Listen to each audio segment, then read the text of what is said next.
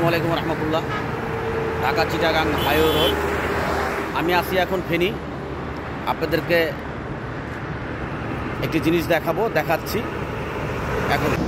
এখন আপনার সাধারণ মানুষ এখানে কিছু চাষাবাদ করে দেখাচ্ছি আপনাদেরকে। এই যে দেখুন, এটা হচ্ছে রোডের মাঝখানে একটু গ্যাপ করে বড় জায়গা।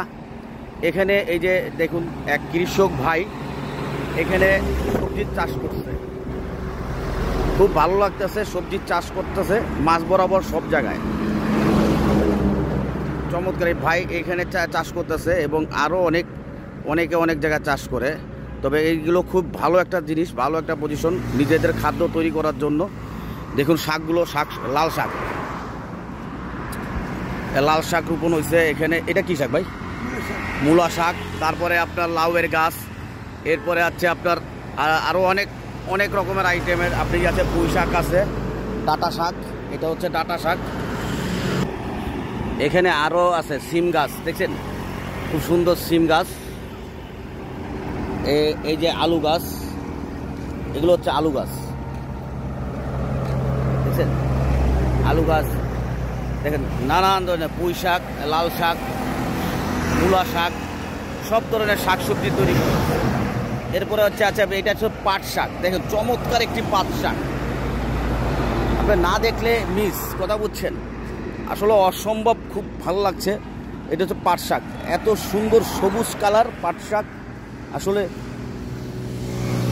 অসাধারণ বলতেছে। এই বালকে ভাই, এটা কি আপনারা খাওয়ার জন্য করছেন না বিক্রি করার জন্য? নিজেরা খাওয়ার জন্য। যাই হোক, নিজেরা খাওয়ার জন্য এটা করছে। খুবই ভালো একটা উদ্যোগ এবং ভালো কাজ।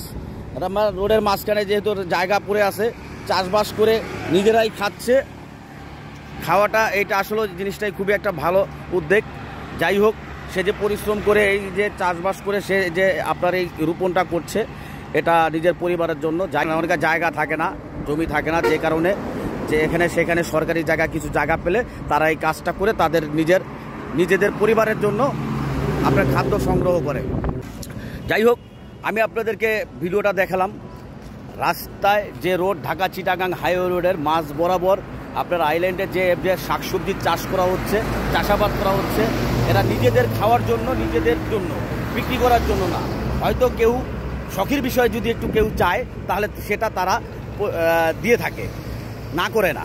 যাই হোক, ভিডিওটা ভালো লাগলে আপনারা লাইক কমেন্ট করবেন এবং আমার সাথে থাকুন। আমি আপনাদেরকে আরও ভালো ভালো ভিডিও দেখাবো ইনশাল্লাহ। সবাই সুস্থ থাকুন। আসসালামু আলাইকুম।